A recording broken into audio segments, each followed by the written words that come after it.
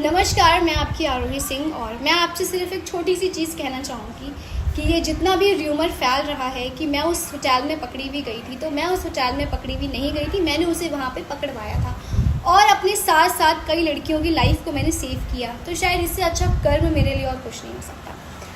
सब लोग बोल रहे हैं कि मैं गलत हूँ, मैं गलत हूँ, मैं गलत हूँ। अगर मैं गलत होती तो शायद ये सारी चीज़ें उस कमरे तक ही दबी रह जाती, लेकिन नहीं, मैं आगे आई, मैंने आवाज़ उठाई और ये सारी चीज़ें मैं आप लोगों के सामने लेकर आई। और जितने भी यूट्यूबर्स हैं, हमारे मीडिया लाइन के जो भाई हैं, प्लीज़ आप लोगों से हाथ जोड़ के रिक्वेस्ट है कि फालतू की न्यूज़ ना बनाएं, फालतू की खबरें ना बनाएं। आपका भी परिवार है, मेरा भी परिवार है।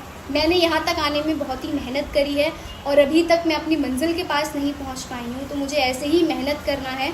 और आज तक कभी ऐसा कोई काम नहीं किया जिससे मेरे घर वालों को शर्मिंदा होना पड़े, और जब तक इस धरती पे ज़िंदा रहूँगी तब तक ऐसा कोई काम नहीं करूँगी कि मेरे घर वालों को शर्मिंदगी महसूस हो या उन्हें किसी से भी नज़रें मिलाने में शर्म आए।